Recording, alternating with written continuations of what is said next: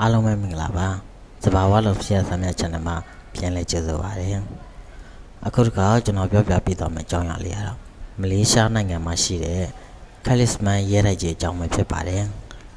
ဒါဆိုစီစဉ်လေးကိုမစခင်ကျွန်တော်ရဲ့ channel လေးကို subscribe လုပ်တော့ဖို့မေ့ကြနဲ့အောင်နော်ဒါဆိုရင်ဇလန်းလေးကိုစလိုက်ကြအောင် Talisman စကော့လူမျိုးရင်းနှံစီးပွားရေးလုပ်ငန်းရှင်ဝီလီယံ Talisman က1919ခုနှစ်တွင်ဖာရိုကက်ပြည်နယ်ပါတီကာကြတွင်သူ၏မိသားစုတွင်ခမ်းနားထည့်ဝါသောရဲတိုက်ကြီးတည်ဆောက်ရန်စတင်ခဲ့ပါသည်။ရည်ရွယ်ချက်ကသူ့ရဲ့ဇနီးအာကစ်နဲ့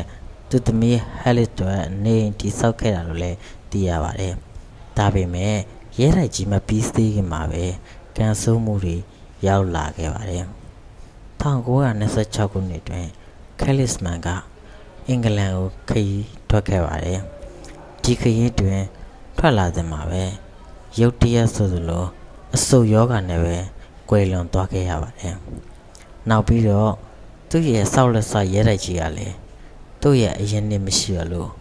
တီဆောက်ရန်ရပ်ဆိုင်းခဲ့ရပါတယ်။ဒါကြောင့်ရဲတိုက်ကြီးကအပြီးမတတ်နိုင်ခဲ့ပါဘူး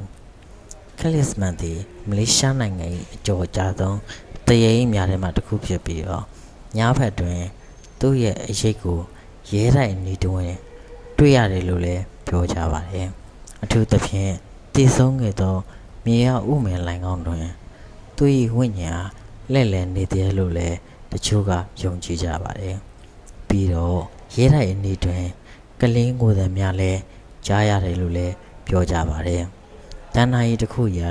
ကလစ်မန်ရဲ့ကလေးများနဲ့သက်ဆိုင်သောအခန်းတစ်ခုတွင်တရေများရှိတယ်လို့လည်းပြောကြပါသေးတယ်ရဲတိုက်အတွင်းလှုပ်ဝက်ခန်းများပါဝင်ပြီးတော့ညဘက်တွေဆို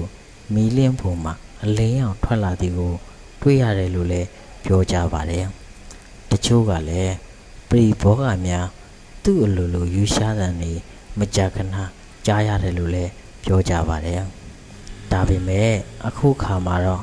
နေကင်းဘက်တွေမှာဆိုရင်ခရီးသွားများလာရောက်လိလာနိုင်ရန်ဖွင့်လှစ်ထားပါတယ်လူချင်းမင်းတို့လည်းမလေးရှားနိုင်ငံကိုလာမယ်ဆိုလို့ရှိရင်ဒီရဲတိုက်ကြီးစီကိုလာခဲ့ကြဖို့တိုက်တွန်းအပ်ပါတယ်အားလုံးပဲရှင်လန်းချမ်းမြေ့ကြပါစေ